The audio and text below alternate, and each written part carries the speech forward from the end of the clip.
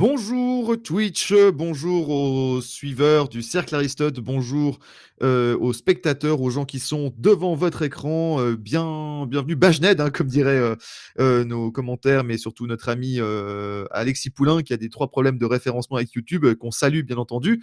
Aujourd'hui, donc ce soir, nous sommes le mercredi 28 février 2024 et nous avons la chance de recevoir Philippe Murer. Philippe, bonjour, bonsoir. Bonsoir Nicolas et bonsoir à tout le cercle Aristote. Tout à fait. Donc, je rappelle au Twitch que cette émission sera en live parce que ça vous permettra de poser des questions. Donc, en première partie de l'émission, Philippe va faire un petit exposé justement sur la situation économique actuelle avec les différentes problématiques. Donc, ça, on va faire une petite interview avec Philippe. Et en deuxième partie, n'hésitez pas, durant les exposés, à poser vos questions à Philippe Murer et on prendra les questions les plus voilà, sur le chat. Je salue également sur le chat, je salue également Maxime qui s'occupe du stream et qui va s'occuper de la modération. Donc voilà, vous pouvez lui dire bonjour sur évidemment le Twitch, donc le chat du Twitch. On prendra les questions à la fin de l'exposé de Philippe. Donc ça, c'est un peu pour la présentation. Évidemment, je rappelle, dernier point, que cette émission sera rediffusée évidemment sur YouTube dans quelques jours, le temps qu'on fasse les graphiques, etc. Et donc vous pouvez donc je vous dis non seulement bonjour à Twitch, mais également bonjour ou bonsoir à YouTube. À quel moment vous regardez cette émission, vous écoutez cette émission, euh, on vous dit tous bonjour. Donc voilà, on laisse un peu les gens arriver. Philippe, on s'était vu il y a pas longtemps pour parler des agriculteurs, hein. La vidéo avait pas mal marché, hein. On avait eu largement plus de 30 000 vues dessus, ce qui est pas mal, hein, pour une vidéo thématique sur la chaîne. Aujourd'hui, on va parler évidemment d'économie avec toi, parce que avant tout, avant de traiter la question de la durabilité des agriculteurs, tu es avant tout économiste et tu as son dernier livre sorti en date, c'est Sortir du capitalisme du désastre, comme on l'a mis en intro de cette vidéo. Et donc, ben, tu vas nous parler, hein, juste un peu de ce capitalisme du désastre, hein, faire un peu un bilan de l'économie mondiale et française en ce début d'année 2024. Alors, du coup, d'après le plan sur lequel on s'était mis d'accord, le titre de la conférence d'aujourd'hui, c'est comment empêcher l'économie française de tomber dans l'abîme. La première question qu'on aura envie de se poser, mais est-ce qu'elle n'est pas déjà un peu tombée dans l'abîme, cette économie française, Philippe? Et puis, avant tout, pour parler de ça, parce que c'est un peu la question qu'on se posera à la fin de l'exposé, la première question, c'est est-ce que tu peux nous faire une analyse rapide de la situation économique mondiale actuellement? Tout à fait. Donc on va commencer par une analyse rapide, mais vraiment à grands traits de ce qui se passe aujourd'hui, parce que vous avez remarqué que vous êtes extrêmement mal informé par les médias, et au cours de l'exposé, vous allez vraiment vous en rendre compte de façon encore plus criante. Commençons par une grande zone économique. On va analyser la Chine, les États-Unis, l'Europe. Quand on analyse ça, on analyse 60% de l'économie mondiale, donc on a déjà une bonne vision de ce qui se passe, hein. La Chine, donc le pays, je rappelle, avait 3% de croissance à peu près en 2022, qui était une année de blocage complet par le Covid, hein, où les Chinois n'avaient plus le droit de sortir de chez eux. Et ils réouvrent l'économie. Tout le monde s'attendait à un grand vent d'optimisme et finalement, ça fait pchit. Et en fait, on se rend compte qu'on a à peine 5% de croissance cette année, ce qui est faible pour la Chine. Et en fait, la Chine n'y arrive plus. La Chine est en train de caler. Alors, il y a plusieurs raisons à cela. Il y a une crise immobilière majeure. L'immobilier en Chine avait pris une proportion absolument gigantesque de 25-30% du PIB. Elle croissait avec l'immobilier depuis une période de 10-15 ans, la Chine. Et donc, les prix étaient devenus encore plus chers en Chine, à Shanghai, Pékin, dans les grandes villes pour les Chinois, qu'ils ne le sont à Paris, relativement à leur salaire et à leur fortune. Donc, il y avait un problème majeur. Ça a débouché comme la crise japonaise, un peu, ça ressemble un peu à la crise japonaise des années 90. Et là, l'immobilier est en train de dégonfler, les prix sont en train de baisser. Et il y a eu quand même un énorme promoteur qui est en faillite avec 300 milliards de dettes, qui s'appelle Evergrande en Chine, donc qui précipite la crise, évidemment, de l'immobilier chinois. Il y en a un autre qui est en train de rentrer dans un processus potentiel de liquidation, un très gros qui s'appelle Country Garden. Donc on a un énorme problème de bulle qui est en train de se dégonfler avec une baisse des prix. Et donc, comme les Chinois ont énormément de patrimoine, une grosse part de leur patrimoine en immobilier, ça pose des problèmes majeurs. Et cette bulle, elle va prendre du temps à se dégonfler. Donc, pourquoi la croissance ralentit durablement en Chine? Parce que c'est ça la chose importante, c'est que En termes d'immobilier, l'immobilier ne peut plus être le moteur, ça peut être au contraire un moteur négatif pour la croissance. On a les infrastructures qui étaient un énorme moteur de croissance pour la Chine, donc construire des ponts, des routes, des autoroutes et aussi des voies de chemin de fer, des TGV partout, mais tout est saturé, donc on va quand même pas bétonner la nature, donc ce n'est plus un facteur de croissance. Il y a la consommation qui reste un certain facteur de croissance. Les Chinois consomment un peu, mais il faut savoir que les Chinois n'ont pas de sécurité sociale ou une sécurité sociale très faible, c'est-à-dire euh, une sécurité contre la maladie pour aller à l'hôpital ou une sécurité par rapport à la retraite qui est extrêmement faible. Donc, ils ont un taux d'épargne très élevé et la consommation reste faible. En fait, il n'y a plus de croissance en Chine. On a un trou de croissance, un vrai problème. Il faut bien comprendre qu'en plus, la croissance qui a été obtenue depuis 15 ans en Chine est de très mauvaise qualité. Elle s'est faite sur une bulle immobilière d'un côté et sur une explosion de la dette chinoise de l'autre côté. C'est-à-dire que la dette chinoise est pire qu'aux États-Unis aujourd'hui. 330% de dette sur PIB en Chine. Quand on prend la dette publique et la dette privée, c'est une grosse part de dette privée, ce qui est encore plus problématique que la dette publique, 330% de dette sur PIB. Et on voit qu'on a ce problème de croissance parce que vous savez que la Chine, et on va y revenir, a très peu d'enfants, un vrai problème de naissance. C'était la politique de l'enfant unique qui a conduit à peu d'enfants. Mais maintenant, c'est autre chose qui se déroule, on va en parler. Mais surtout, la Chine n'arrive même plus à intégrer ses gamins dans le marché du travail. C'est-à-dire que le taux de chômage des Chinois est monté à plus de 20%. Et là, le gouvernement chinois, comme à son habitude, a supprimé la statistique du taux de chômage des jeunes pour pas que le problème se voit. Sachant que, je fais un petit aparté, les statistiques chinoises sont vraiment à prendre avec des pincettes au niveau économique. Il y a même des documents du gouvernement français qui disent cette chose-là, attention aux statistiques chinoises, qui sont quand même un petit peu maquillées, quoi, hein, pour être gentil. Donc, on a des jeunes qui n'arrivent plus à rentrer sur le marché du travail, à obtenir des postes, comme en France d'ailleurs, en Europe, aux États-Unis, ne veulent plus trop travailler dans les usines où leurs parents sont abîmés la santé. Et c'est un travail effectivement beaucoup plus dur que dans les services. Et on a surtout des Chinois qui sont totalement démoralisés, des jeunes Chinois. Et je pense que ça c'est quand même quelque chose d'important parce que la jeunesse, c'est l'avenir d'un pays. Et les Chinois, jeunes Chinois sont complètement démoralisés. Pourquoi? Parce qu'ils ne peuvent plus avoir accès à l'immobilier, puisque l'immobilier est trop cher, beaucoup trop cher, ça va prendre du temps pour descendre.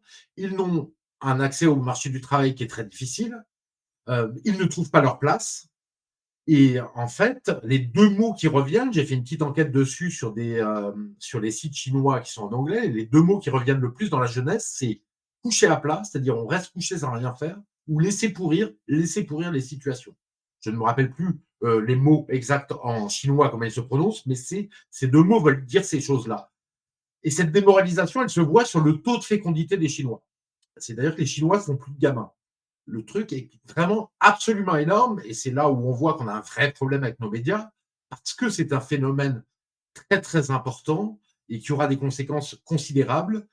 Il y avait 18 millions de naissances en Chine en 2016. Nous avons 9 millions de naissances cette année. Une division par deux. Et déjà en 2016, c'était faible. 9 millions pour, vous voyez, 1,5 milliard, 1,4 milliard personnes, c'est très très peu. En fait, on va avoir la Chine qui va perdre entre la moitié et le tiers de sa population en âge de travailler dans les 25 prochaines années. Donc c'est un bouleversement gigantesque de l'atelier du monde et vu sa taille, l'éléphant, c'est un éléphant hein, dans la pièce, sur la planète, la Chine, ça aura une répercussion mondiale énorme. Donc on a deux choses, une croissance faible à court terme et un problème de croissance faible à long terme avec une nécrose de la Chine. Alors j'ai une première question, Philippe, par rapport à ça. Est-ce que dans cette, optique qu'on entend beaucoup dans les pays européens ou occidentaux de réindustrialisation, est-ce que cette perte d'opportunités d'activité en Chine va quelque part, au lieu simplement du procès d'intention, va permettre de forcer la main de certains entrepreneurs pour relocaliser un certain nombre d'activités dans les pays occidentaux ou en Europe de manière un peu plus élargie, hein, on peut penser aussi à l'Europe de l'Est, mais dans les pays, occidentaux de manière générale en disant: «Ben, vu que c'est même plus une question de tarif, mais c'est une question de main-d'œuvre disponible en Chine difficile à avoir, est-ce que ça ne va pas forcer aussi la main de certaines entreprises? Alors ça serait la logique. Mais pour le moment, alors il y a une partie qui se relocalise un peu, mais très faible, et il y en a une autre partie qui se délocalise de Chine vers le Vietnam, vers l'Indonésie, vers l'Inde, ce qui explique aussi une partie de leur dynamisme économique, en fait, toujours dans la recherche de coûts de plus en plus faibles. Hein. Donc, mais c'est aussi, tu as raison, et ça sera une opportunité pour la France pour relocaliser son industrie, effectivement, parce que la Chine, dans les zones comme Shanghai, Pékin, ça commence à devenir un pays cher.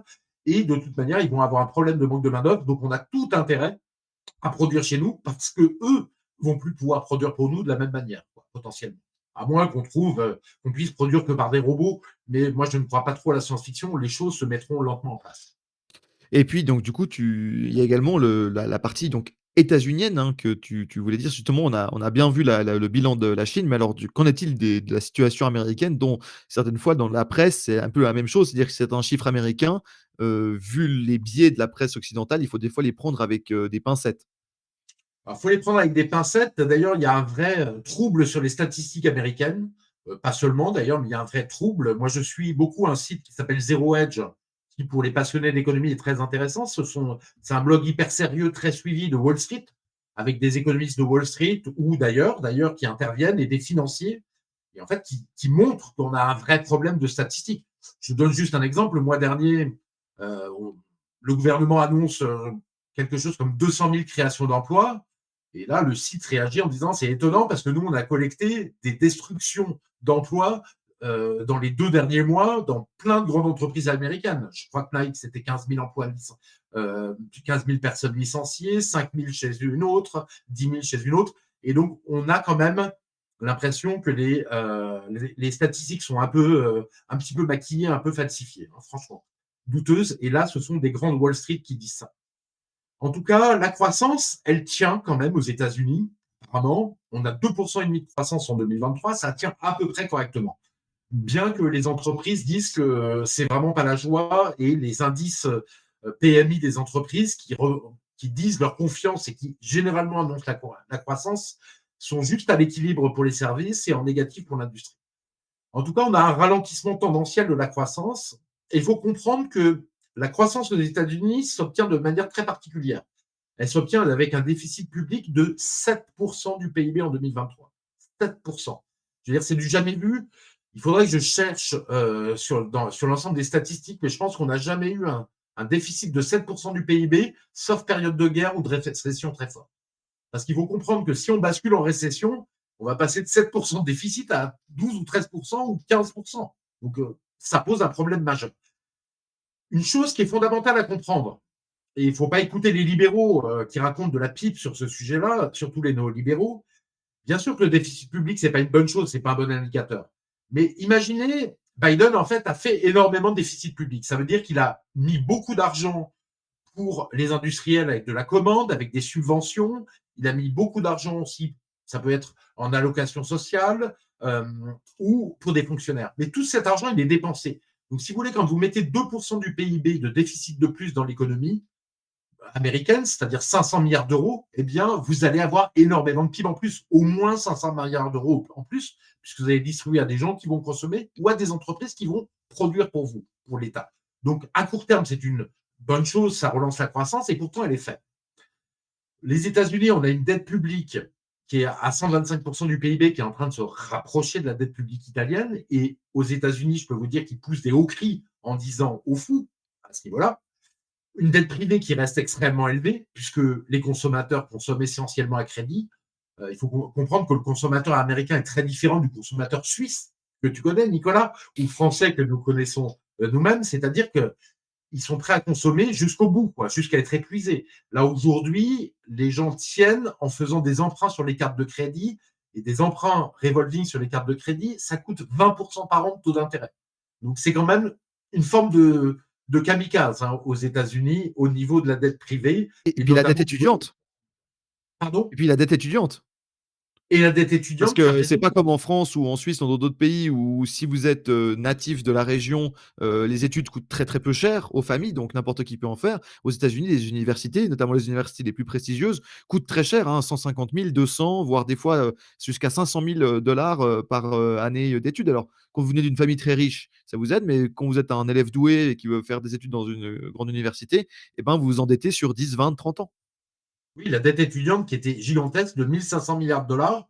et que Joe Biden a essayé de faire annuler, ce qui a été repoussé par la Cour suprême un an plus tard. Donc, mais 1500 milliards de dollars, c'est quand même une dette gigantesque pour payer le coût extrêmement cher des études aux États-Unis et que les gens n'arrivent pas à rembourser ou alors seulement s'ils ont des énormes, très très bons jobs et ils mettent souvent 10, 20, 30 ans à les rembourser cette dette étudiante. Donc on voit que c'est une économie basée sur la dette et pour vous donner l'image, les États-Unis, c'est un peu un vélo hyper chargé. Vous voyez, vous mettez sur votre porte-bagages un énorme poids, 50, 100 kilos sur votre porte-bagages.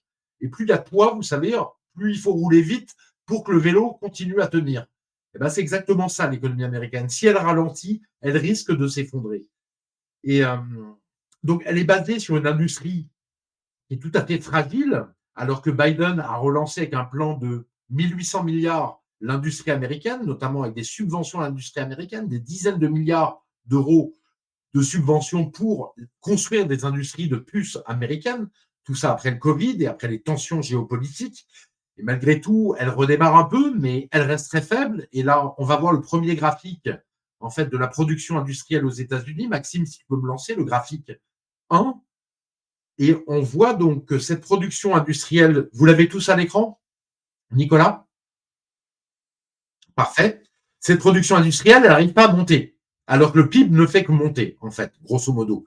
Donc, cette industrie, pour vous dire, elle est trop faible pour un PIB qui est de plus en plus grand. Le PIB se dilate de façon importante, il y a encore un peu de croissance, 2% par an, et elle ne monte plus depuis 2008. Donc, on se retrouve avec une économie, et Emmanuel Todd a très bien choisi le terme, complètement gazeuse, avec énormément de choses dans l'économie qui n'ont pas tellement de sens et qui ne sont pas des vrais effets de richesse.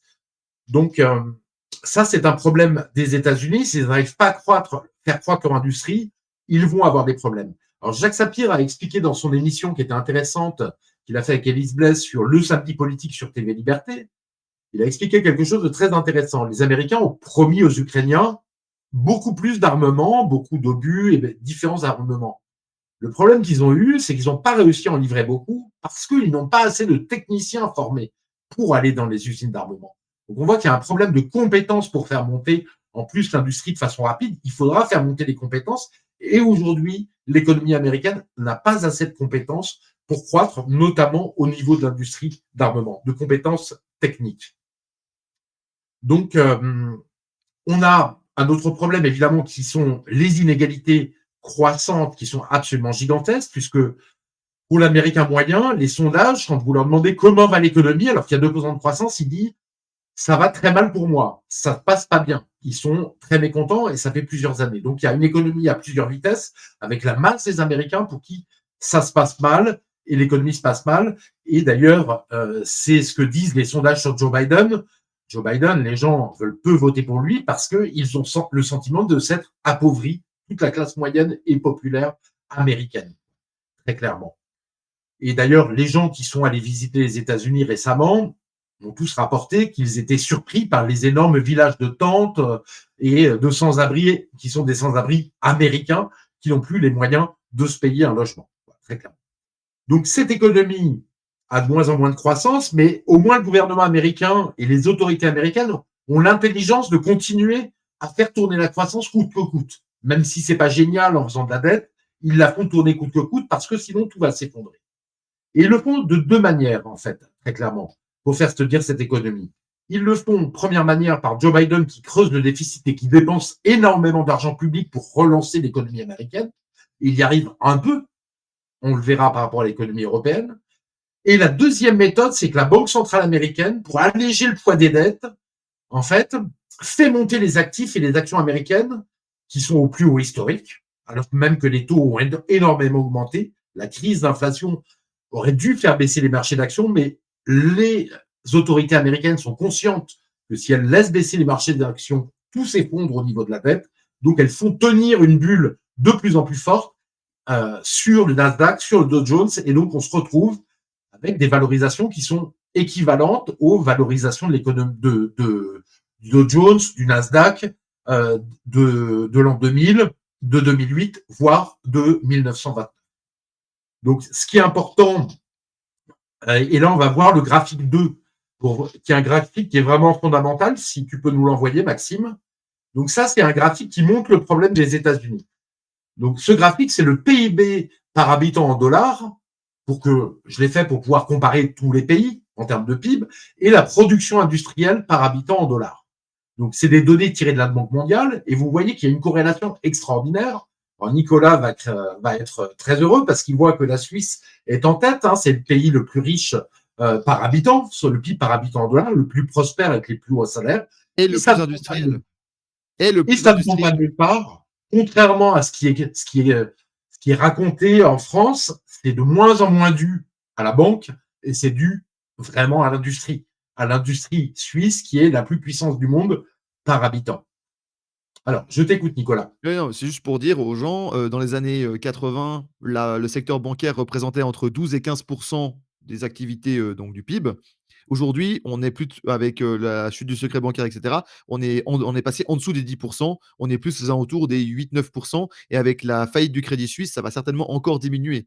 Donc c'est plus du tout c'est un secteur important, mais c'est plus du tout un des 2 ou 3 secteurs les plus importants, contrairement à la tech et à l'industrie qui est, largement en tête, des activités en termes de PIB, supplémentaire ajouté par habitant. Exactement. Et on voit qu'en tout cas, ce PIB par habitant qui n'est pas constitué que de l'industrie est dépendant, le coefficient de corrélation, c'est 94%, complètement dépendant avec la production industrielle par habitant. Donc, si vous voulez un pays riche avec des salaires élevés, il faut de l'industrie. Vous voyez que tout en bas à gauche, l'inverse de la Suisse, c'est l'Inde, le Brésil, etc. Et là, ils ont une industrie très faible, très petite pour l'instant, qui se développe certes, mais qui reste très petite, avec un PIB par habitant très faible. Et là, vous avez ensuite au milieu tous les pays comme l'Espagne, puis la France, le Royaume-Uni, l'Italie, les États-Unis, l'Allemagne, qui ont quand même une industrie encore importante.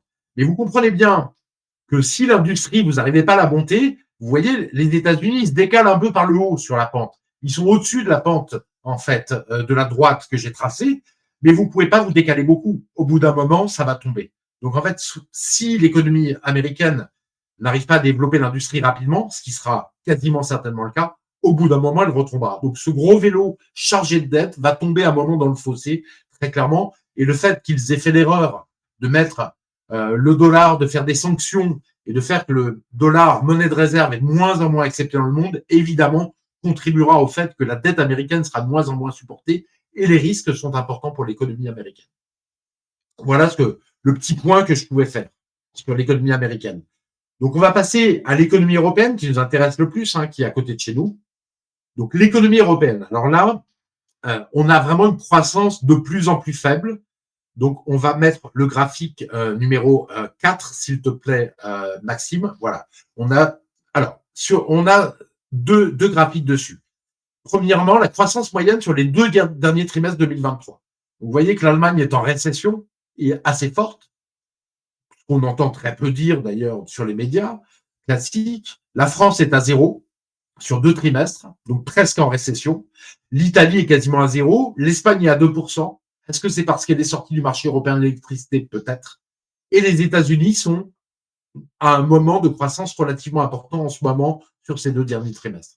Donc l'Europe est déjà quasiment en récession. Mais en fait, on voit que ce n'est pas seulement un phénomène court terme. Le graphique de droite, c'est la croissance annuelle depuis fin 2017, que j'ai calculé à partir des statistiques officielles d'Eurostat. Et là, vous voyez que la croissance de l'Allemagne moyenne, c'est 0,2-0,3% par an. C'est complètement dingue, depuis 6 ans. C'est du jamais vu. Italie, 0,5, France, 0,7, Espagne, 1%, etc. Et donc, on est beaucoup plus bas que les États-Unis. On est quasiment en croissance zéro. Donc, on a une croissance de plus en plus faible et qui décroche. Donc, sur le graphique 5, donc quelque part, on est dans un phénomène de stagflation, puisqu'il y a une stagnation de l'économie et une inflation forte, des prix à la consommation. mais la stagnation, elle vient de plus loin, comme on l'a vu, elle vient depuis 6 ans, même avant qu'il y ait de l'inflation. Et en fait, elle vient de quoi? Elle vient qu'on a fait toutes les erreurs politiques et économiques, mais on va déjà regarder la production industrielle. Alors là, le chiffre est quand même extraordinaire, c'est-à-dire que l'Allemagne est en train de complètement décrocher. Elle décroche pas qu'à cause de l'énergie chère depuis 1 ou 2 ans, elle décroche depuis 2017. C'est des statistiques d'Eurostat, si vous ne me croyez pas, parce que c'est vrai que c'est tellement peu dit, alors que c'est tellement fondamental. L'industrie allemande a décroché de 15%. Ça a commencé par l'automobile qui décrochait à partir de 2017, Et ça continue par la chimie, les entreprises énergivores et tout un tas d'autres problèmes qui viennent se greffer en Allemagne. Donc il y a une catastrophe industrielle en Allemagne. En Italie, on est à -7, en France à -5, Espagne -3, alors que les États-Unis, on voit qu'ils sont quasiment à 0, légèrement positifs sur marge. Donc on a un vrai problème parce que la structure de productive est en train de décrocher en Europe. Ensuite, le graphique d'après, c'est le graphique 6, c'est déficit et dette publique. Donc qu'est-ce qui se passe dessus?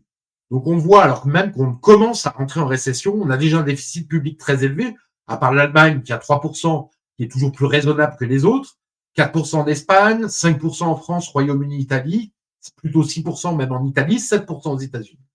Et sur la dette publique, la dette publique, raisonnable en Allemagne, mais elle augmente quand même un peu, mais surtout 100% au Royaume-Uni, grosso modo 110 en Allemagne, en France et en Espagne, et 145% en Italie, donc tout ça extrêmement tendu.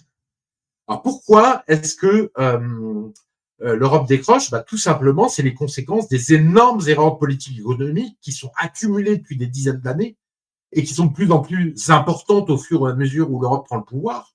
Premières erreurs, c'est après la crise de 2008 de l'immobilier américain, tout le monde tombe en récession.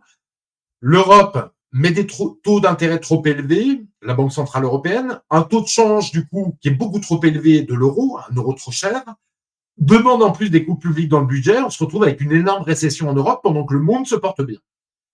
Deuxième chose, c'est un truc structurel, c'est pas de protection dans l'industrie. On le voit, les agriculteurs de toute l'Europe disent on n'arrive plus à produire, on est menacé par les importations de partout, en ce moment c'est l'Ukraine, et on a des problèmes énormes, parce qu'il n'y a aucune protection dans l'industrie ou dans l'agriculture en Europe, et donc ça pose un problème majeur puisqu'elle est grignotée par les importations, tout simplement. L'Europe a des droits de douane et des accords de libre-échange avec presque toute la planète, et le but c'est de couvrir toute la planète. L'autre chose, l'absence de protection, je vais le donner sur une chose concrète. Tous les pays du monde veulent développer la voiture électrique. La Chine fait des subventions aux voitures électriques réservées aux producteurs chinois.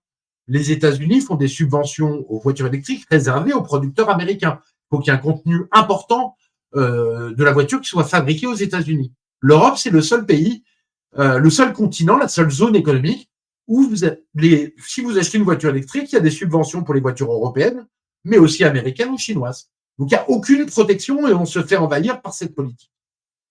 Il y a une troisième chose qui est une erreur politique économique, c'est la financiarisation. Parce qu'elle ne profite qu'aux riches, la financiarisation, et surtout, elle a tendance à détruire l'économie de différentes manières. J'en donnerai une, mais il y en a d'autres. Ce sont les LBO. C'est-à-dire, vous le savez, pour ceux qui travaillent dans les entreprises ou qui avaient des amis qui travaillent dans des entreprises privées, en fait, il y a des financiers qui vont acheter des entreprises à crédit, des entreprises notamment industrielles. J'ai beaucoup d'exemples là-dessus. C'est une industrie gigantesque qui vient notamment des États-Unis, assez malsaine. Et je vais vous donner un exemple. Donc, une entreprise industrielle qui a des dettes, ce sont des financiers qui vont mettre 1 milliard de leur poche de fonds propres et qui vont mettre 3 milliards de dettes pour acheter 4 milliards de cette entreprise. Cette entreprise devient percluse de dettes et en fait, les financiers vont sucer le sang de l'entreprise au risque de la faire couler. Il y a beaucoup d'entreprises qui coulent et ça crée des dégâts absolument très importants à long terme en Europe.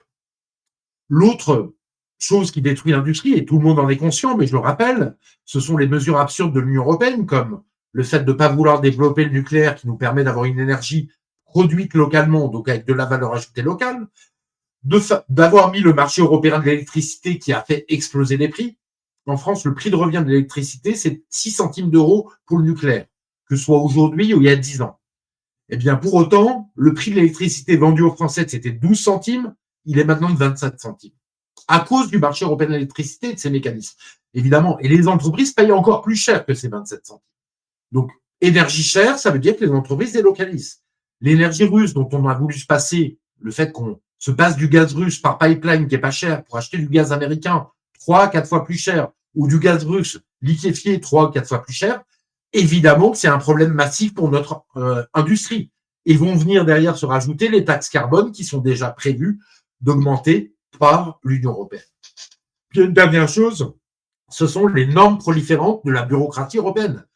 Bien comprendre qu'elle est dans des tours à Bruxelles, qu'elle ne passe jamais à la télévision, qu'elle n'est jamais montrée du doigt, et que c'est elle qui prend des normes complètement folles. Donc les normes agricoles, tout le monde en a entendu parler, ces normes-là viennent de l'Union européenne, très clairement.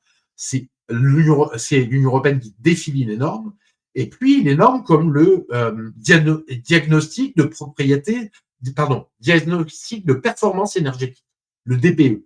En fait, ça fait qu'en France, il y a plein de logements, des centaines de milliers de logements qui peu à peu sont sortis du marché du logement parce que les propriétaires doivent les rénover. Alors que ça sert finalement, c'est mal fait, c'est mal construit comme norme. On va pas parler de ça, mais c'est mal construit, c'est mal fait.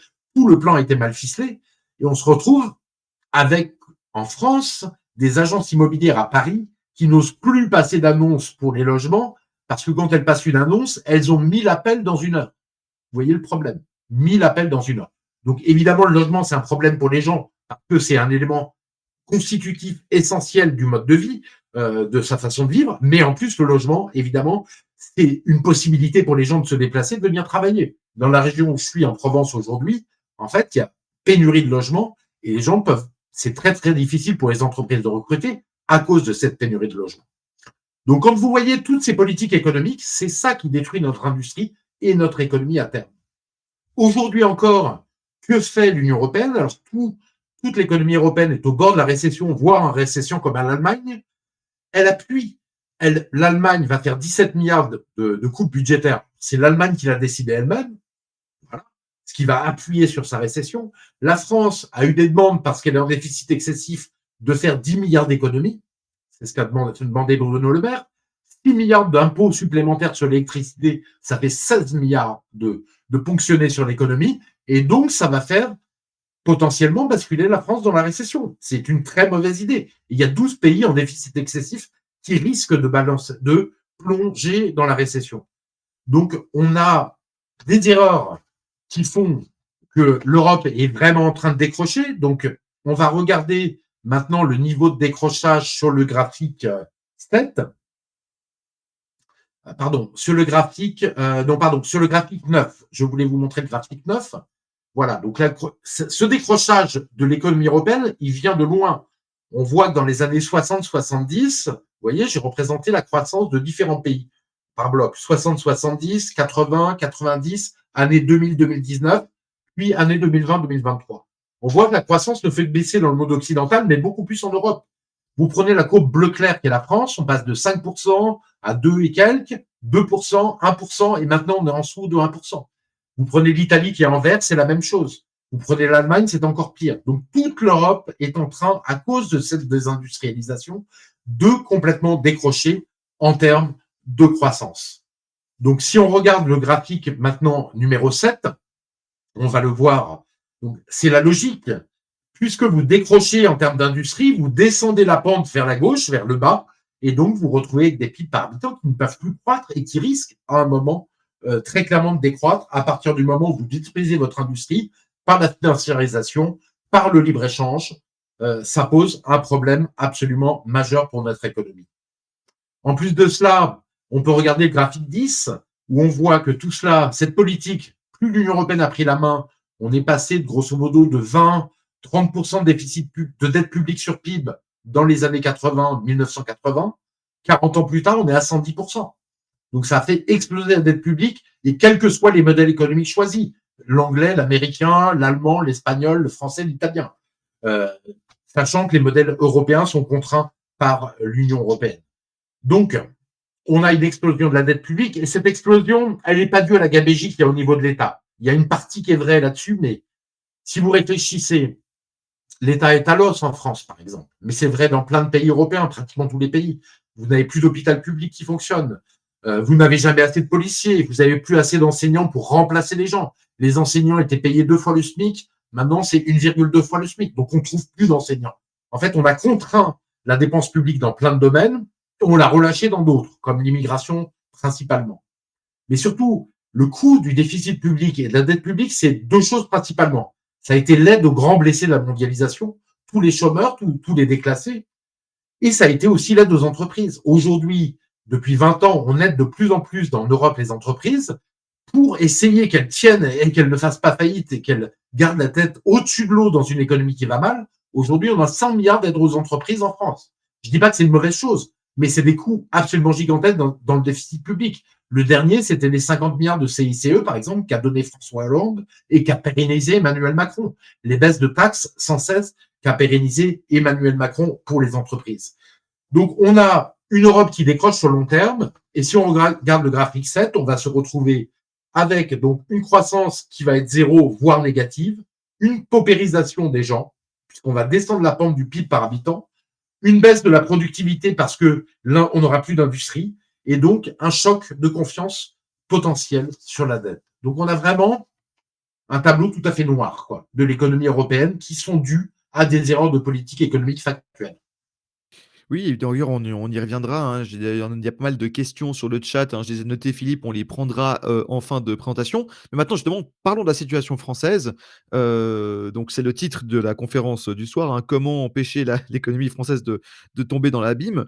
Et qu'est-ce qu'on peut dire sur, l'économie française en déroute, justement, actuellement, après les graphiques, que tu as montrés, où on peut à peu près voir où se situe l'économie française? Déjà, on peut situer que finalement, l'économie française, bien qu'on ait un chef d'État absolument nul, Emmanuel Macron, c'est une. Tous les Français sont à peu près d'accord, mais c'est de toute manière, tous les chefs d'État européens sont plutôt mauvais, et surtout, l'économie française est dans le peloton européen, ni plus mal ni mieux. En fait, tout est absolument médiocre et même exécrable en Europe. Ça, c'est important de le penser et de le savoir. Pour arrêter de se battre la coupe, c'est mauvais, mais c'est mauvais dans toute l'Union européenne, c'est fondamental. Donc, on a une économie qui est franchement désindustrialisée. Donc, on va le voir sur le graphique 12 pour voir le niveau de désindustrialisation. Donc là, c'est l'industrie manufacturière. On voit la courbe depuis 30 ans de l'industrie. En plus, c'est la France et on voit qu'on est au même niveau que le Royaume-Uni, que les États-Unis. Niveau très bas, effectivement. Pardon, c'est l'industrie hors construction. C'est pas l'industrie manufacturière, c'est l'industrie au sens large. L'Espagne est tient un peu mieux, c'est un pays assez industriel. L'Italie se reprend un peu, peut-être le plan de relance, mais grosso modo, ça se passe mal. Et il faut savoir que l'Italie n'a pas le même régime de croissance que la France. C'est-à-dire que l'Italie, elle arrive à tenir un peu en industrie, mais c'est le PIB qui s'effondre. Il n'y a pas eu de croissance du PIB italien depuis 2001. Le PIB d'aujourd'hui, c'est presque le PIB de 2001. En 20 ans, il n'y a pas eu de croissance. Et l'Allemagne, on commence à avoir un problème important dans l'industrie. Elle a plutôt le même régime que l'Italie. C'est-à-dire que c'est pas l'industrie qui s'effondre par rapport au PIB, c'est l'industrie qui baisse en absolu et le PIB en même temps. Donc, cette économie désindustrialisée, c'est, je vais le dire d'une autre manière, c'est après, à cause d'un État qui est sans stratégie. C'est l'Union européenne qui décide. Capitaliste financiarisé, mondialisé, donc ça veut dire la préférence pour la finance et la préférence pour le libre-échange, qui est un projet américain. L'absence de projet économique, il n'y a aucun projet économique, personne ne peut vous dire c'est quoi le projet économique de la France. Et ça fait très longtemps que c'est comme ça. Et l'absence de volonté de planification industrielle, on en parlera plus tard, qui est une chose qui réussit à la France. Donc on a un affaiblissement, en fait, qui est sans fin de la croissance française, hein, comme on l'a vu dans les graphiques précédents. Et puis, on a un problème de productivité par tête qui ne fait que baisser, en fait. On va voir, donc, il y a un graphique, si on peut le chercher, de productivité par tête. C'est le dernier graphique, le 14, par exemple. Voilà. Ça, c'est un graphique qui est tiré de Patrick Artus. On voit que la productivité par tête baisse. Ça veut dire quoi? Ça veut dire que chaque Français produit de moins en moins de PIB. Chaque Français, pardon, employé, soit salarié, chef d'entreprise, indépendant, produit de moins en moins de PIB. Et c'est quelque chose d'absolument unique, ce qui montre un problème absolument majeur. Bien sûr, ça dérive de la faiblesse de l'industrie française, parce que la productivité se fait dans l'industrie et pas dans les services. Vous comprenez que dans un service comme la restauration, la coiffure, on met toujours à peu près le même temps pour faire un plat, toujours à peu près le même temps pour coiffer quelqu'un. Même s'il y a eu un petit avancée ponctuelle avec l'informatique, un avocat met toujours autant de temps de faire un dossier. Donc, grosso modo, les services qui constituent l'essentiel de l'économie, il y a très peu de gains de productivité dans l'essentiel des services. Donc, le fait qu'on n'ait pas peu d'industrie soit un problème. Donc, cette baisse de productivité, c'est un problème puisque c'est elle qui permet de faire de la croissance, c'est elle qui permet d'avoir des meilleures payes. Donc, on a un problème majeur.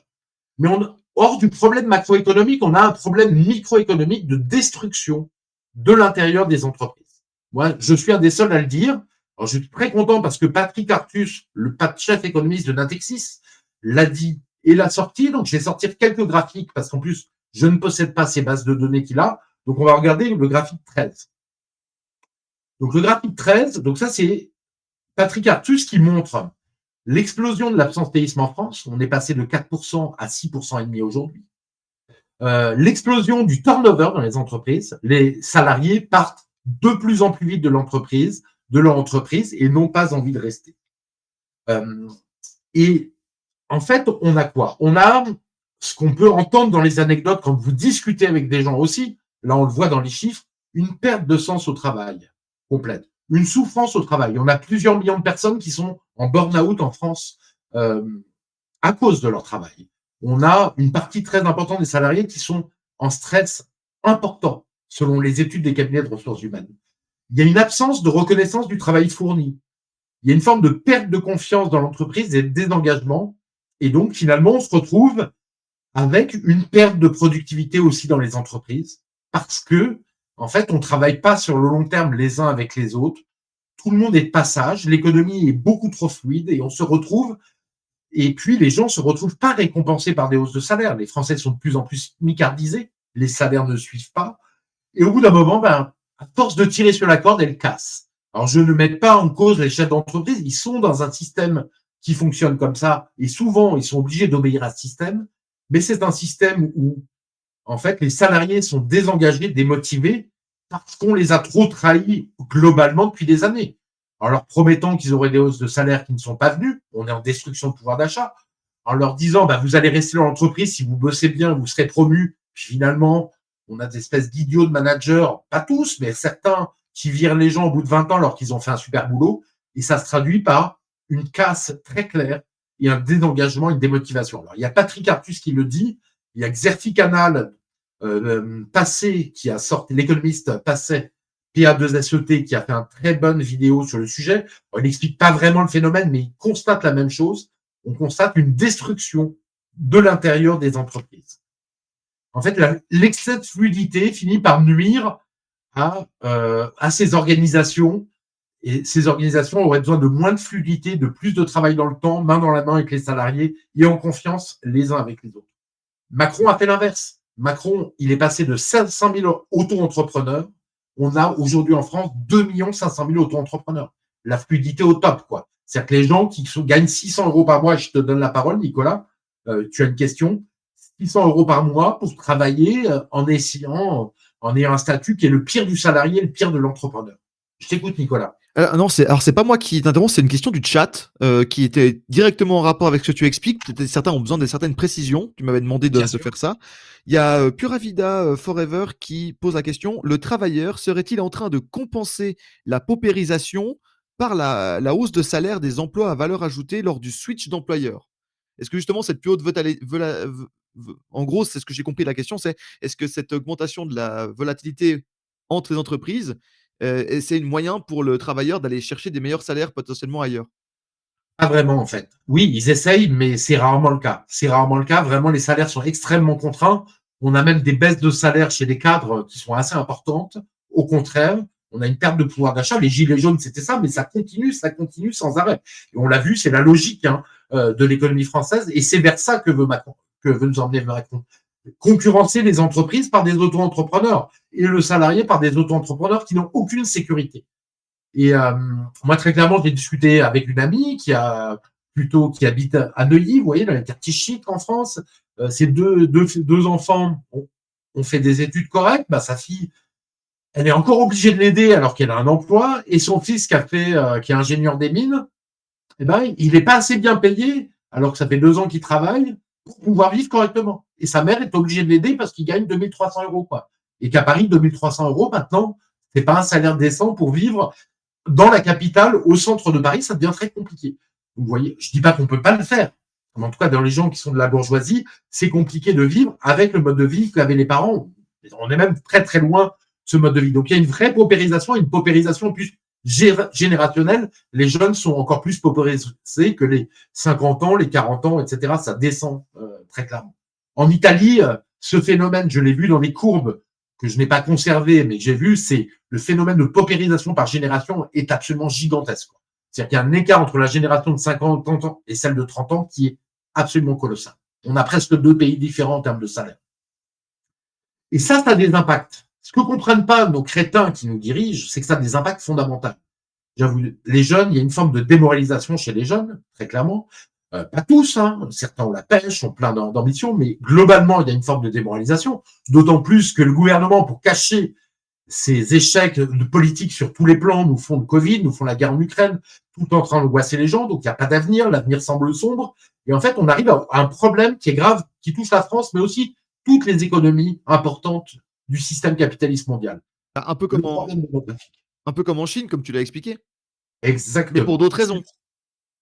Pour une autre raison, c'est sûr. Alors, je vais pas le détailler parce que je ne maîtrise pas à fond les raisons, mais j'ai une petite idée. Todd les explique aussi par les familles souches, les différences, c'est multifactoriel. Mais il y a un phénomène démographique qui est dû en partie à la démoralisation et à la violence du système capitaliste d'aujourd'hui qui est vraiment extrêmement violent pour les jeunes. On l'a vu en Chine, en France, c'est pareil. On a le taux de natalité qui s'effondre. Il y a un effet potentiel des vaccins, ça c'est très clair. Mais ça s'effondrait bien avant et on est à moins 20% de naissance. Il faut comprendre que les jeunes ont du mal à avoir un logement. J'en ai discuté avec des amis chefs d'entreprise. Ils me disent, bah ouais, les jeunes qui sont chez moi, et pourtant c'est plutôt des cadres moyens, ils peuvent même pas habiter à côté de l'entreprise. Ils ont des très grands trajets, donc c'est très compliqué de gérer des enfants avec des grands trajets. C'est très compliqué d'avoir une vie amoureuse quand on a peu d'argent et des grands trajets. C'est plus compliqué forcément que quand on est à l'aise, et encore plus de se mettre en couple et d'avoir des enfants. L'accès au logement est très compliqué, donc dès qu'on veut s'agrandir, c'est complexe. Et en fait, on se retrouve avec ce problème démographique. Et concomitant dans les trois pays qui se ressemblent un peu, États-Unis, Royaume-Uni et France, on a grosso modo une baisse de 20% des naissances en 15 ans. Voilà. Une baisse de 20% de la démographie en 15 ans, des naissances et de la fertilité. Et donc, c'est un problème majeur parce qu'on n'est plus au renouvellement des populations. Donc, si vous voulez, là, on ne pourra plus payer les retraites avec 1,6. Et comme on ne pourra plus payer les retraites, Macron va faire le travail jusqu'à 70 ans et il va démoraliser encore plus les jeunes. Donc, on pourra encore moins payer les retraites. Donc, on est dans un cercle sans fin. Alors, en Europe, c'était déjà avancé pour d'autres raisons, mais la raison économique appuie encore sur le phénomène. En Chine, on a vu division par 2 du nombre d'enfants en 7 ans, ce qui est quand même dramatique. Et là, on a le même problème dans toute l'Asie. C'est-à-dire, en Asie, il y a Taïwan, on est à un enfant par femme. Donc, ils renouvelleront jamais les générations. À Thaïlande, 1,3. Et tenez-vous bien, le pays qui a le plus gros problème démographique, c'est le pays qui réussit le mieux au niveau économique, La la Corée Corée du du Sud. Sud. Et là, j'ai fait un tweet ce matin dessus, mais j'aimerais bien qu'on se rende compte de ce que ça représente. Ils ont 0,7 enfants par femme. Ce qui veut dire que si vous partez de, vous divisez presque par 3 à chaque génération le nombre de gens.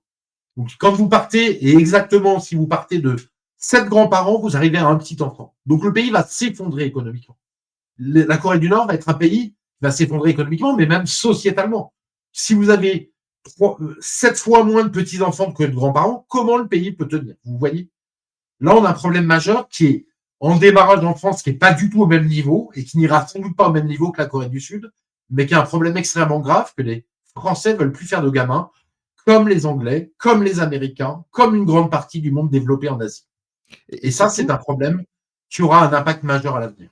oui, et surtout, ce qui est très intéressant, là, pour les analystes comme toi tu l'es, notamment, économiques, écologiques, tout ce que tu fais comme travail, et il y en a beaucoup d'autres. Tu as parlé d'Emmanuel Todd, il y en a beaucoup d'autres. C'est que c'est un phénomène anthropologique à l'échelle mondiale ou presque, en tout cas sur des continents, très importants en termes de population, qui n'a jamais été vu dans l'histoire avant. Ça veut dire que malgré les guerres et les conflits, il y avait toujours une natalité qui était relativement forte, avec des hausses de mortalité en fonction des différents événements historiques. Mais là, on a simplement par la crise du capitalisme et une crise anthropologique, majeure avec d'autres facteurs, on a un événement qui n'a encore jamais été cartographié et analysé avant, et donc du coup, ben, ça ouvre, il y a une certaine, je sais pas comment tu le vois, mais il y a une Il partie va pas qui reprendre les choses dans sa tête, quoi. On sait pas comment ça va évoluer. Il n'y a aucun problème pour reprendre le contrôle et il y a quand même beaucoup de choses qu'on peut faire pour relancer cette natalité.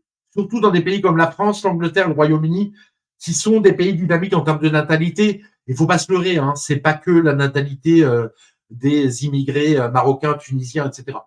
Sachez une chose, les immigrés tunisiens, marocains, algériens, enfin les Algériens chez eux, ils font moins de 3 enfants par femme et les Marocains et les Tunisiens, c'est 2 enfants par femme. En fait, tout le monde entier est en train d'aller sur le rythme de 2 enfants, voire en dessous, très clairement. Donc il y a un vrai problème, même s'il y a une dynamique française qui était plus forte, maintenant elle aussi est cassée. Mais c'est vrai que les sociétés peuvent pas tenir. Une société comme la Corée du Sud, comment va-t-elle faire? Si vous avez 7 fois moins de petits-enfants que de grands-parents, comment ils vont entretenir leurs grands-parents? Comment est-ce qu'ils vont faire en sorte de payer des retraites? Comment est-ce qu'ils vont pouvoir soigner les grands-parents qui sont, quand on a 60, 70 ans, on a beaucoup plus de maladies. Tout ça devient impossible à gérer. Comment vont-ils gérer des infrastructures qui seront 7 fois trop importantes? À mon avis, la Corée du Sud, la seule chose qu'elle aura, elle a une chance, hein, elle pourra faire comme l'Allemagne, faire la réunification avec la Corée du Nord, qui sera une réunification qui sera fondamentale pour la Corée du Sud si elle continue sur ce chemin. Et à mon avis, elle va continuer sur ce chemin pour différentes raisons. Mais parce qu'il y aura pas mal de travailleurs, en fait, pour la Corée. C'est qu'elle va retrouver de la main-d'œuvre disponible et qui parle la même langue, donc Exactement, exactement. Ça a été d'ailleurs une chose qu'on n'a pas dit, mais si vous voulez, si l'Allemagne n'avait pas intégré, l'Allemagne a un problème démographique depuis 50 ans, depuis 1975. Et en fait, si elle n'avait pas intégré l'Allemagne de l'Est dans les années 90, ça aurait été une catastrophe pour l'Allemagne. Parce que l'Allemagne de l'Est lui a fourni 15 ou 20 millions de consommateurs et de personnes en plus et de travailleurs en plus. Ça a vraiment été quelque chose d'extraordinairement positif pour l'Allemagne. Sinon elle risquait franchement de s'enfoncer dans la crise. Parce que quand vous avez moins de consommateurs, eh bien, c'est très, très dur de faire tenir la croissance. On a des solutions. Le Japon le fait assez brillamment, mais c'est quand même beaucoup plus compliqué. Donc ça, c'est un tableau qui est extrêmement pourri à l'échelle mondiale. Moi, je suis pas anticapitaliste. Je pense qu'il faut une économie de marché, mais régulée et dirigée. Et pas une économie de marché complètement dérégulée. D'ailleurs, juste un petit clin d'œil. Regarde, si on peut envoyer le graphique 11. Parce qu'il y a beaucoup de gens qui ont peur de la dette publique. Alors là, je peux vous dire, je suis très heureux parce que un jour, je me suis retrouvé avec un article sur des Échos sur la dette publique depuis 1920. C'est extrêmement rare d'avoir une profondeur historique comme ça en France. Et ça va me permettre de vous dire la chose suivante. Vous voyez qu'on avait une dette publique de 200% du PIB au sortir de la guerre. Toutes les usines détruites, donc rien pour nous. On n'avait que un poids très lourd de dette et plus rien dans les mains, plus aucun outil de production, beaucoup délocalisé en Allemagne, une partie détruite par les bombardements et la guerre. Eh bien, on a réussi à se relever et à effacer la dette publique en 25 ans.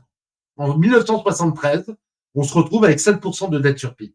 Donc, rassurez-vous, les économistes, les gens qui réfléchissent, on sait gérer une dette publique importante et faire en sorte que le pays ne déraille pas. La dette publique, c'est toujours gérable. On l'a géré par un peu d'inflation au début de la période et ensuite de la croissance et de l'inflation.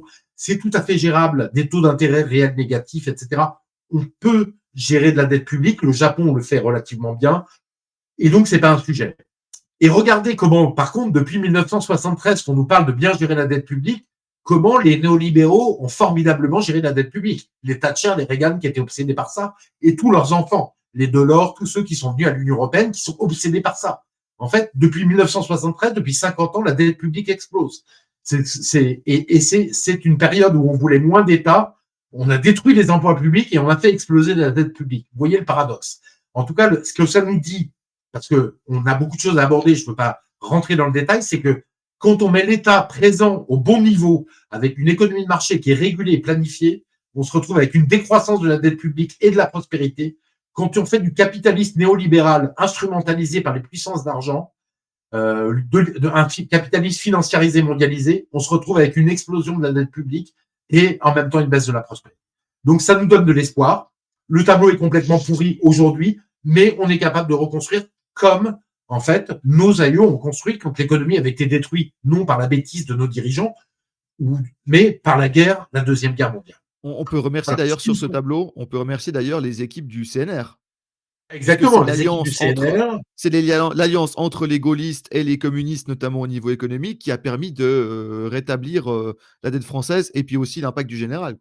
Oui, même le CNR, c'est les gaullistes, c'est les communistes, mais c'est les socialistes, c'est la droite, c'est tout le monde qui est réuni au sein du Conseil national de la résistance et qui dit on fait plus jamais les mêmes erreurs, on fera du protectionnisme, on mettra des services publics, les entreprises en monopole seront publiques comme EDF, etc.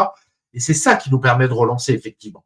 Et c'est le commissariat au plan et la planification qui nous permet de relancer. Là, on voit clairement l'impact de la planification. C'est ce que tu voulais, par quoi tu voulais finir, Philippe. Exactement. Et on se rappelle le graphique, on avait 4 ou 5% de croissance dans les années 60-70.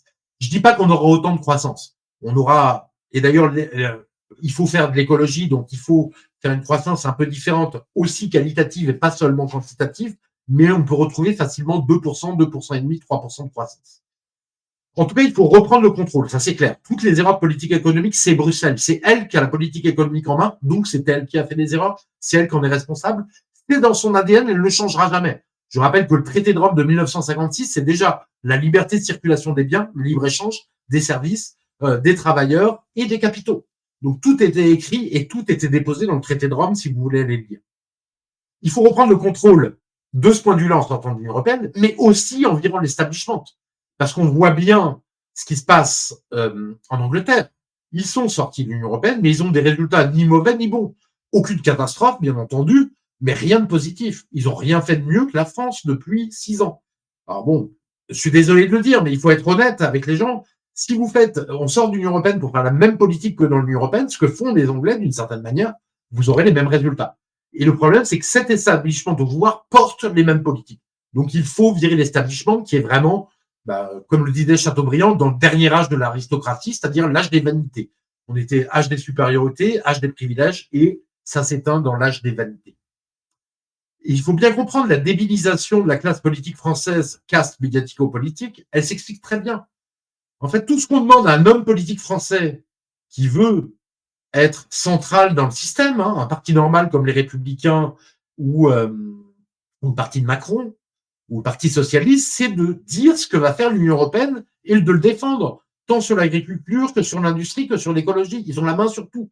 Donc en fait, ces gens-là se sont transformés en perroquets de Bruxelles. Ils ne réfléchissent plus, mais extrêmement brillants en communication. Ils arrivent à cacher des dégâts absolument considérables à l'économie française. Les gens s'en rendent compte, mais ils arrivent à en cacher une partie. Donc c'est pour ça que cet establishment a complètement pourri et il faut changer d'establishment, très clairement. On a tout un tas de gens assez intelligents pour prendre le relais de ces gens et les remplacer. En tout cas, ce qu'il nous faut en France, pour rentrer dans le concret, c'est un modèle économique et financier français à reconstruire complètement, avec réindustrialisation, relocalisation de l'industrie qui est au cœur, parce que c'est le moteur de la prospérité et ça va être le cœur du travail. Une finance qui doit être au service de l'économie réelle et non de l'économie de casino, et je vous le montrerai concrètement qu'on peut le faire, avec un objectif qui est un modèle économique de plein emploi, parce que quand vous faites travailler le maximum de gens, plein emploi dans l'idéal, il faut tendre vers l'idéal, parce que plus vous faites travailler de gens, effectivement, eh bien, plus la nation est productive, encore faut-il que ce soit de qualité, remettre ensemble la valeur travail, clairement, et la valeur d'un travail qui est correctement payé en plus et dignement payé. Et il faut réenclencher à terme, dès qu'on aura réussi à relancer un peu, une dynamique positive sur les salaires, parce que c'est grâce à la demande qui est liée au salaire et à la consommation que vous faites monter votre économie et que vous absorbez l'offre des entreprises. L'offre et la demande doivent être équilibrées. Les deux se construisent en même temps et non l'un ou l'autre. Et évidemment, on prendra la protection de l'environnement. Alors, je vais faire simple, parce que j'ai déjà beaucoup parlé, je suis désolé, ça fait presque 1 heure, mais bon, on a expliqué énormément de choses. Donc la première chose, c'est la finance au service de l'économie réelle. Ça se fait comment?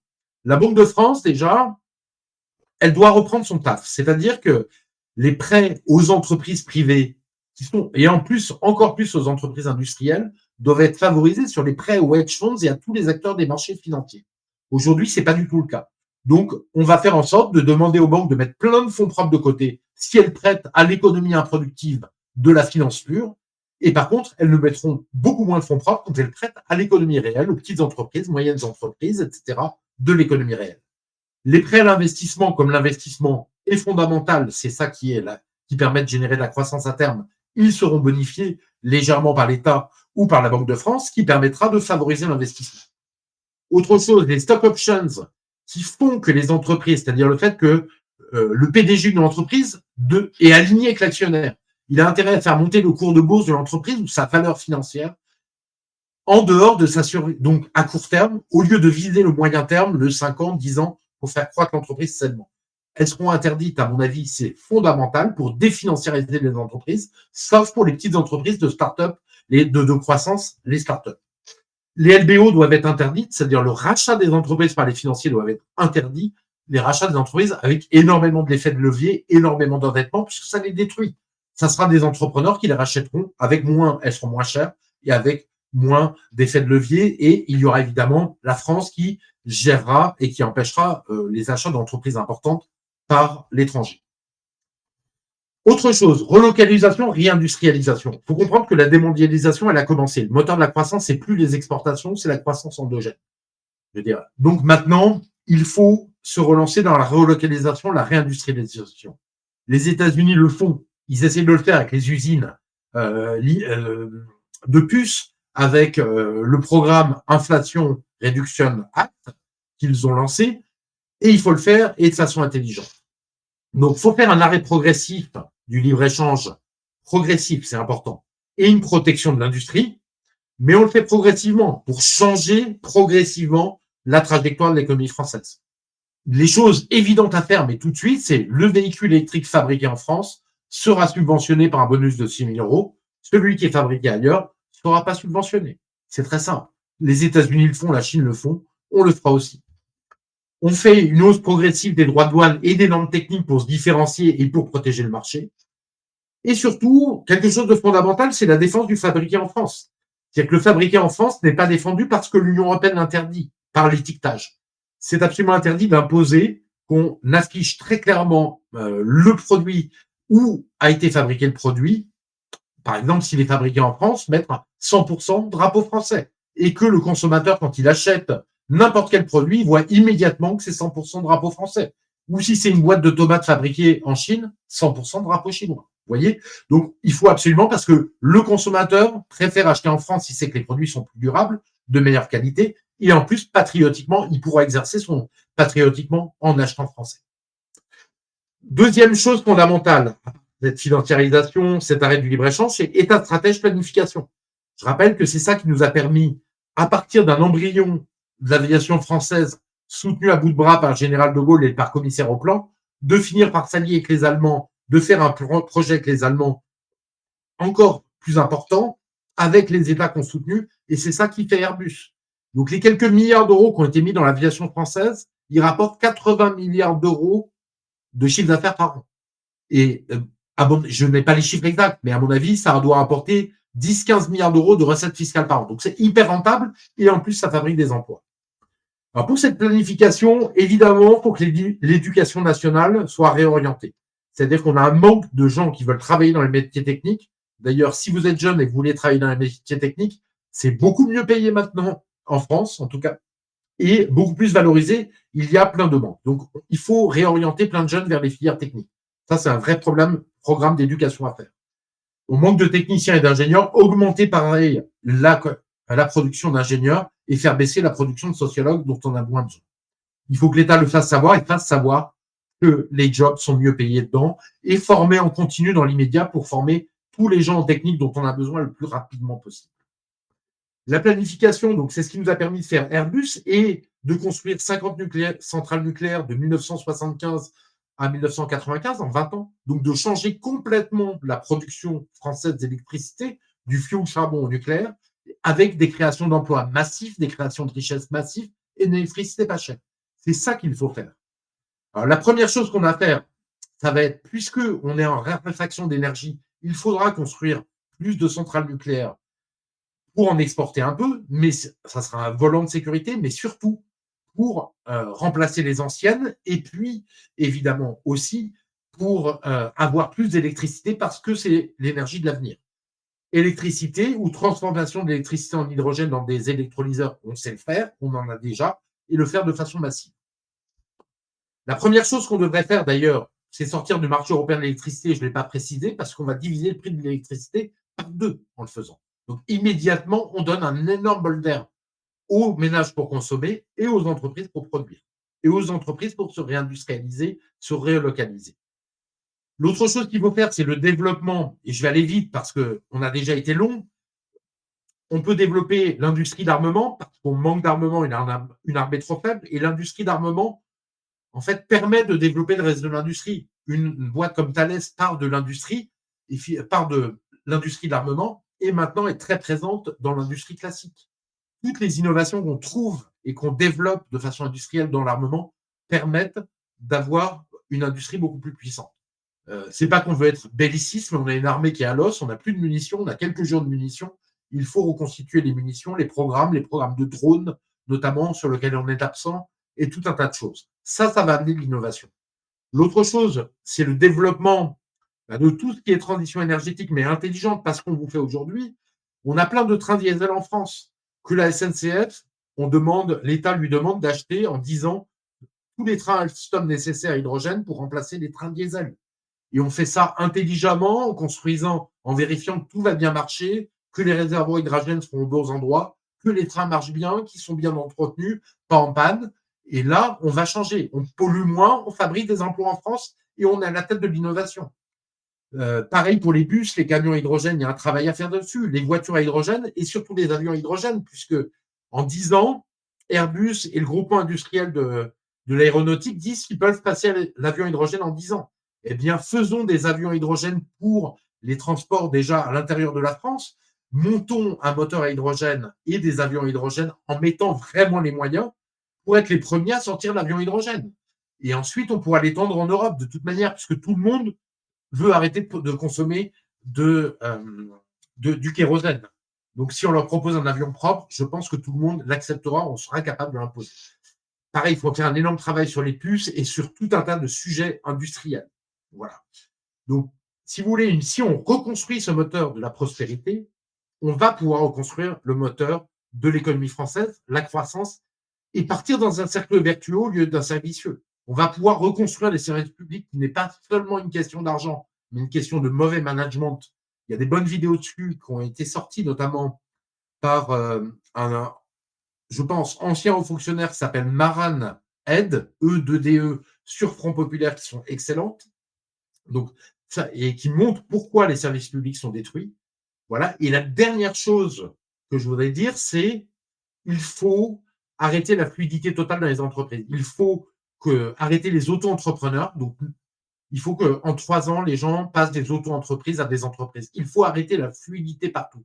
Il faut arrêter les CDD courts à 1 mois.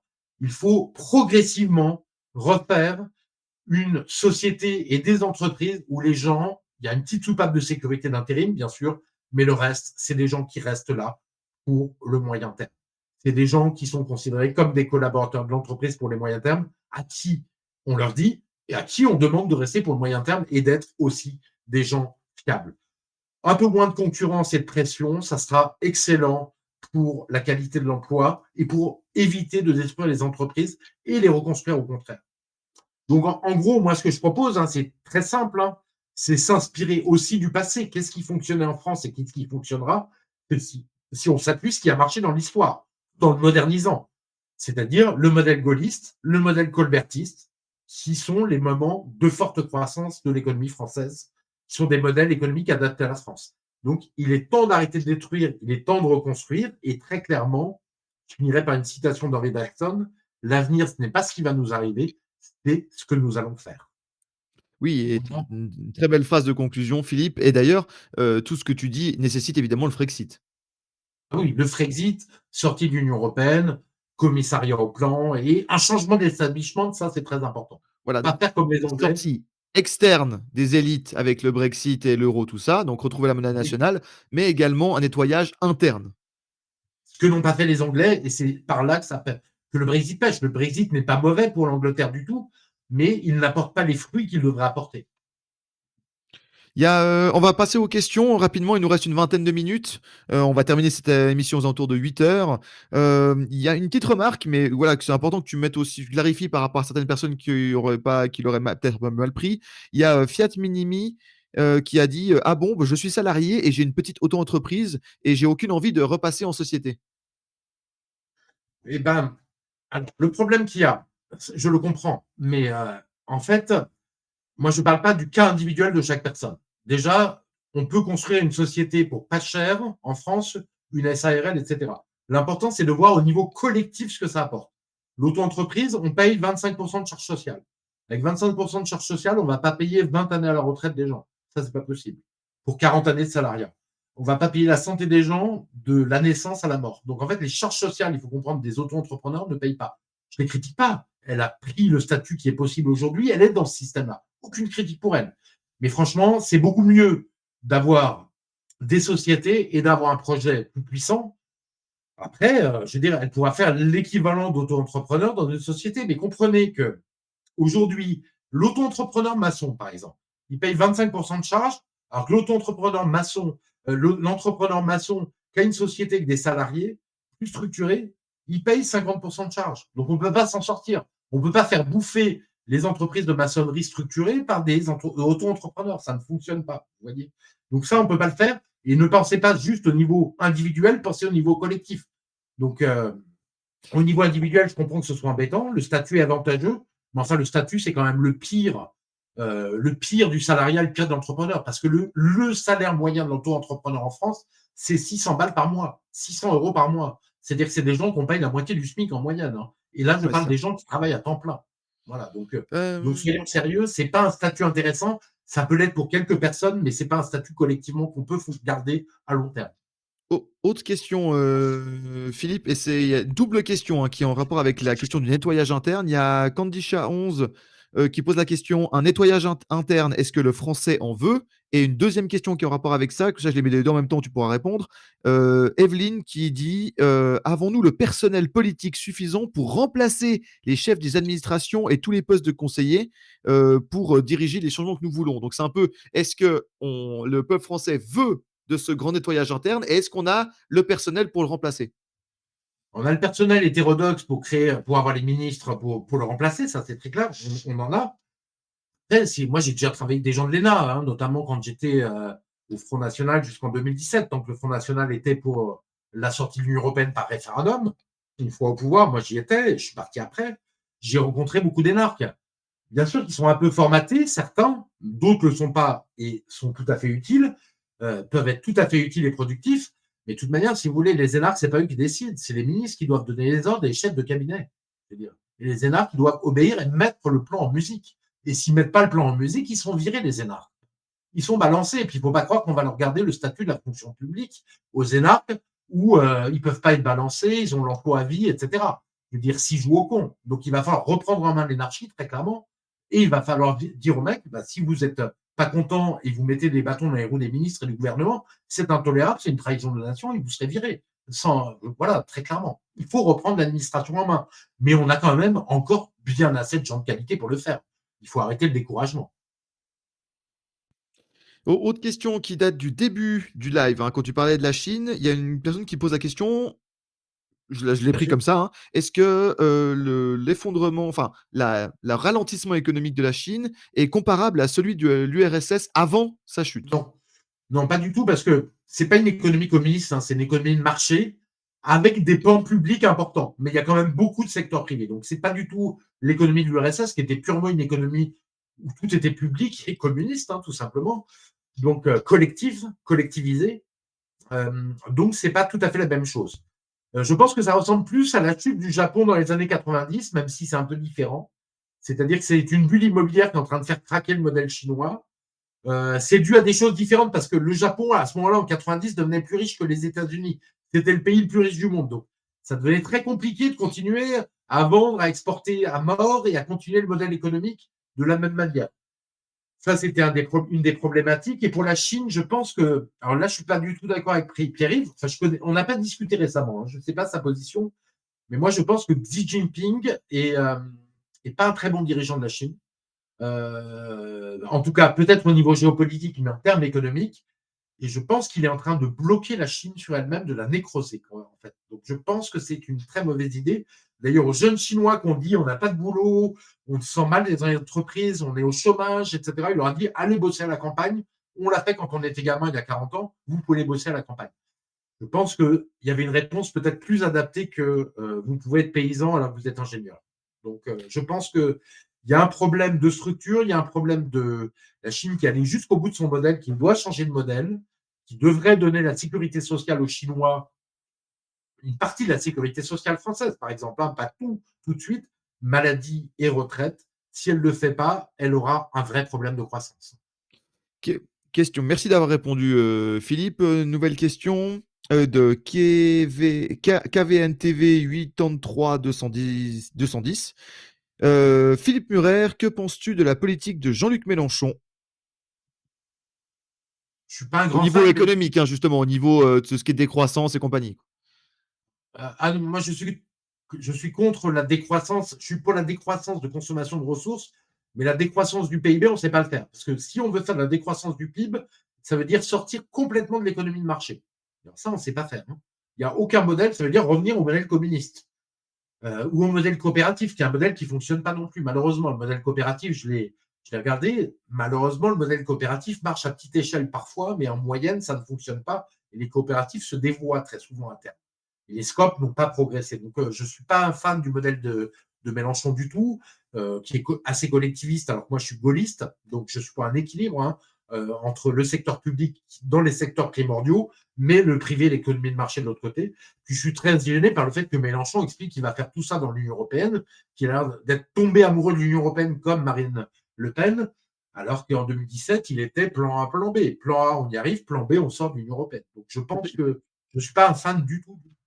Faire de la décroissance, c'est un peu comme fait le Japon, par exemple, c'est-à-dire simplement, continuer à augmenter le PIB par habitant, même très légèrement, mais simplement la population baisse tellement qu'en fait le total baisse, Non, parce qu'il y a moins de sang. le PIB arrive à croître quand même du Japon malgré la baisse de la population. Mais c'est un truc de dingue, parce que la Ouais. population, elle est passée de 160 millions à 125 millions aujourd'hui. Je ne sais pas si c'est autant quand même. Moi, je dirais plutôt, moi j'aurais dit 140 à 125. Je vérifierai les chiffres. Ça baisse de façon continue, même si ce n'est pas un effondrement au Japon. Ils ont pris différentes mesures et c'est vrai que c'est très compliqué. Mais c'est très compliqué à subir. Moi, je trouve que l'idéal, c'est de stabiliser la population stable, de la croissance économique, mais aucune croissance de consommation de matières premières, même une réduction de la croissance de matières premières et une réduction très forte de l'impact de l'homme sur l'économie. Après, si on veut faire vraiment de l'écologie pure, voilà, donc de l'écologie pure, c'est-à-dire faire de la décroissance tout court, c'est pas d'écologie pure d'ailleurs, c'est aussi idéologique. Là, franchement, on n'a pas le modèle pour le faire. On ne sait pas le faire.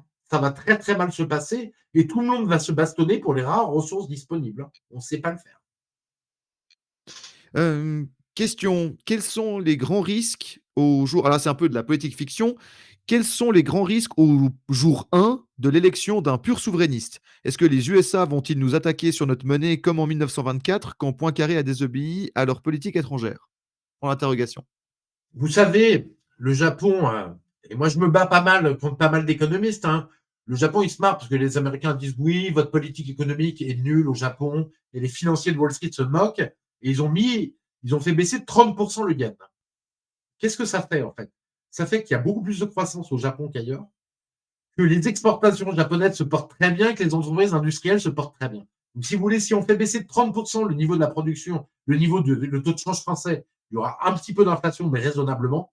Mais surtout, ça va faire une explosion de la demande de la croissance en France. Donc, c'est auto-stabilisateur. On ne va pas nous détruire notre monnaie. Puis, alors, moi, il y a quelque chose que je ne comprends pas. Tous les pays du monde, même Madagascar, a une monnaie. Et la France, 6 ou 7e puissance mondiale avec le nucléaire, avec la bombe nucléaire au Conseil de sécurité de l'ONU, ne serait pas capable de gérer une monnaie. Non, mais il faut arrêter. Et plus les Américains attaqueront, plus à ce moment-là, ça sera intéressant pour nous. Mais je ne pense pas que ça se passera comme ça. Les Américains ne sont pas fous. En plus, eux-mêmes, je pense qu'on a une chance que Trump passe au pouvoir parce qu'il est en train de gagner. Là, il gagnerait tous les swing states après les sondages. On verra s'il passe au pouvoir. Mais eux aussi sont sur une pente de démondialisation. Tout le monde va l'être parce que c'est la logique. Le système mondialisé est dans une impasse totale. Donc, tout le monde va démondialiser. Il faut juste le faire de façon intelligente, sans énerver trop les Américains, mais en faisant quand même tout ce qu'on a envie de faire. On sait le faire. Hein. On a tous lu C'était De Gaulle de Perfit et on sait à peu près comment il faut faire, même si on n'a pas la sagesse et la science de De Gaulle. Infuse. Sur les Américains, c'est bien que tu restes là-dessus parce qu'il y a deux petites questions. Alors, je te fais les deux. Premièrement, sur l'élection américaine, on te demande si tu as une préférence au niveau du scénario, du candidat, etc. Voilà, c'est simplement ça. Et puis, deuxième, il y avait une question qui était également au début, quand tu parlais de l'économie américaine. On nous a posé la question, que vaut l'économie américaine sans le secteur de l'armement? Donc, sans l'industrie de l'armement de manière générale, qui est sponsorisée très, très fortement maintenant avec les exportations pour l'Ukraine. Très bonne question, effectivement. L'économie de l'armement américaine, qui doit représenter 5 ou 6% du PIB, hein, la défense, effectivement, ça aide énormément les États-Unis à se développer sur plein de secteurs connexes, les puces. On sait que l'Internet, ça a été inventé par en partie les Français, en partie les Américains, mais c'est les Américains qui l'ont développé, c'est les militaires américains qui l'ont développé et qui ont fini par le donner au secteur privé au début des années 90. Donc on voit que ça leur permet d'avoir une myriade d'innovations, mais aussi ça pèse dans l'industrie américaine et c'est tout à fait important pour les États-Unis. Ceci dit, même si l'industrie d'armement est un peu réduite, ils devraient pouvoir s'en sortir, les Américains, je le pense. Moi, je préfère Trump, très clairement, parce que Trump, même si je suis pas un fan absolu de Trump, mais c'est quand même un type qui a mis des droits de douane face à la Chine pour rééquilibrer son industrie, relocaliser son industrie. Et Biden ne l'a jamais enlevé. Donc, c'est quelqu'un qui a été brillant. Il a relancé l'économie américaine, hein, et un peu l'industrie américaine. Donc, je pense que c'est un candidat plus intéressant pour les États-Unis. Et d'ailleurs, malgré tous les médias qui sont contre lui aux États-Unis à 95%, il fait la course en tête largement. Et je pense que pour l'Europe, c'est une bien meilleure chose. C'est-à-dire que Trump serait ravi qu'il y ait un candidat souverainiste en France qui soit au pouvoir, hein. Je veux dire, si on pourrait sans problème travailler avec les États-Unis de Trump, ça serait plus facile, évidemment, qu'avec les États-Unis de Biden. Il y a beaucoup de messages qui te remercient également par rapport à ta prise de position, sur, l'union des souverainistes et le fait que tu te battes pour ça et notamment, il y a une question en rapport avec les élections européennes justement. Quel serait l'impact, s'il y avait un changement de majorité? Par exemple, une majorité, soit vraiment très à gauche, soit au contraire, vraiment de droite nationaliste. Si, il y avait aux prochaines élections européennes, globalement dans beaucoup de pays, si, sous le Parlement européen, il y avait un vrai changement de majorité. Est-ce que ça aurait un impact ou pas du tout? Alors déjà, est-ce qu'il y aura un changement de majorité? Tous les sondages avec Le Pen très, très forte en France, Zemmour correct, etc. Imaginons qu'il passe à barre des 5 et qu'il reste aux 7% où il semble être. Et pareil, dans pas mal de pays, ça conduirait à 20-25% maximum de députés eurosceptiques. Parce qu'ils ne sont pas souverainistes, ils sont eurosceptiques. Mmh. Ça ne changerait rien, ils n'auraient pas la majorité, il y aurait encore le PPE qui s'allie tout le temps. C'est eux qui ont voté pour Ursula von der Leyen, hein. C'est le candidat du PPE, hein, du parti donc de droite des républicains et de tous les partis de droite européens. Et en fait, rien ne changerait, pratiquement rien ne changerait, hein. Mais vraiment à la marge de l'infime marge, hein. Là-dessus, le Front National se fout de la gueule du monde, hein.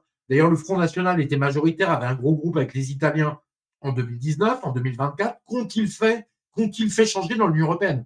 Toujours plus de libre-échange, toujours plus de normes, toujours plus d'immigration, qui est quand même, dont les lois sont européennes, le droit est européen, toujours plus de wokistes dans l'Union européenne, ils n'ont rien fait changer. Non, non, il faudrait une majorité, et ça, on était très loin, et pour que les 27 pays en même temps, l'Union européenne, veulent tous voter pour des candidats équivalents qui fassent la majorité, c'est très long.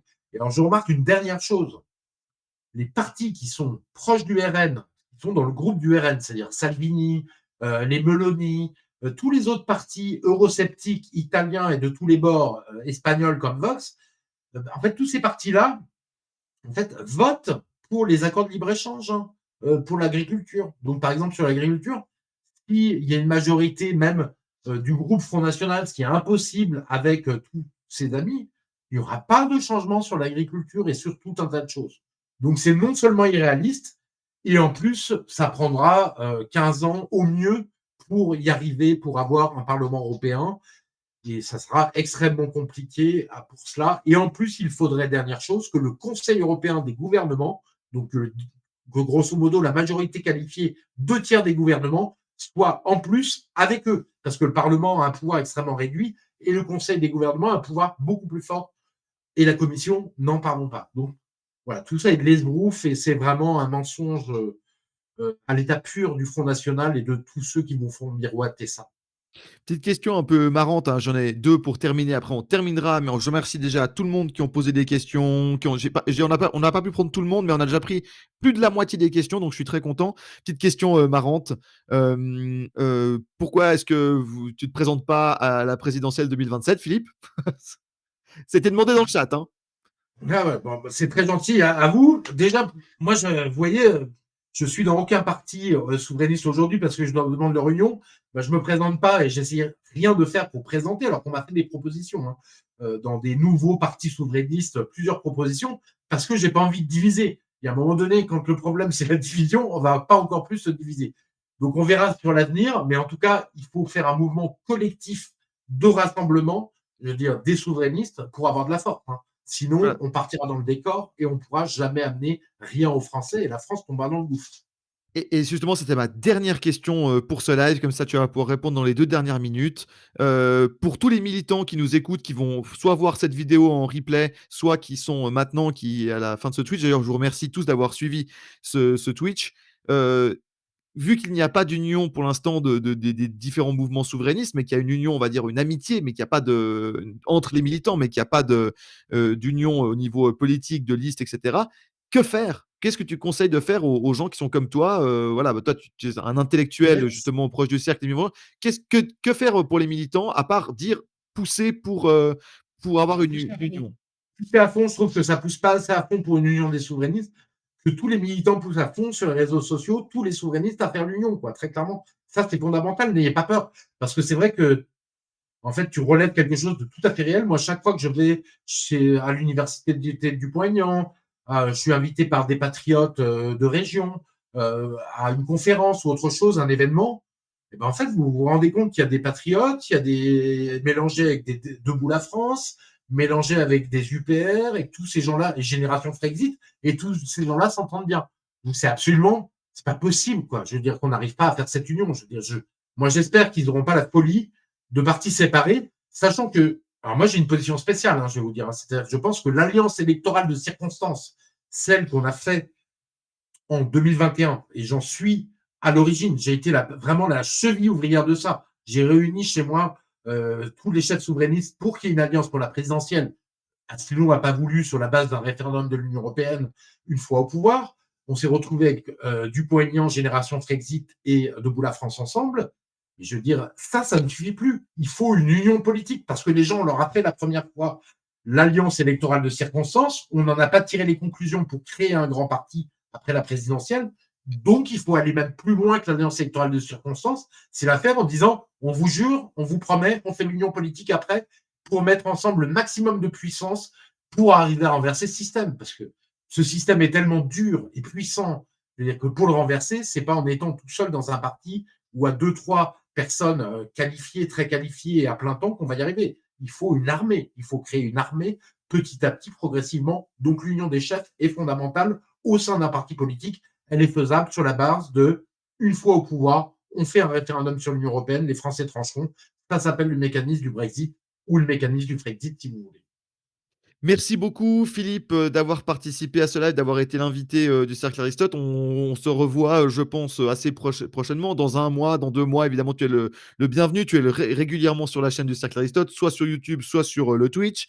Merci à tout le monde d'avoir posé des questions, d'avoir participé à ce live. Merci Maxime pour avoir s'être occupé de la modération et de s'être occupé du stream de ce live. Et puis, je rappelle évidemment que ce sera rediffusé sur YouTube dans quelques jours, bien entendu. Donc, n'hésitez pas à le partager. Merci aux gens qui ont offert des subs. Merci aux gens qui se sont abonnés. Et puis, on se revoit très bientôt sur la chaîne du Cercle Aristote, puisque, évidemment, au mois de mars, il y aura le grand entretien du mois de mars avec Pierre-Yves. On aura également l'émission mensuelle avec Jean-Michel Salmon et encore plein d'autres surprises. Philippe, merci beaucoup. Tu es le bienvenu quand tu veux, évidemment, sur la chaîne. Merci, merci. Et puis merci à tout le travail que vous avez fait, pro, tous les deux, et à tous les bénévoles du Cercle Aristote qui permettent de faire vivre ce cercle de réflexion. Chers camarades, si tu veux plus de contenu, de réinformation, d'éducation populaire et de formation intellectuelle, n'hésite pas à faire un don sur notre page Tipeee.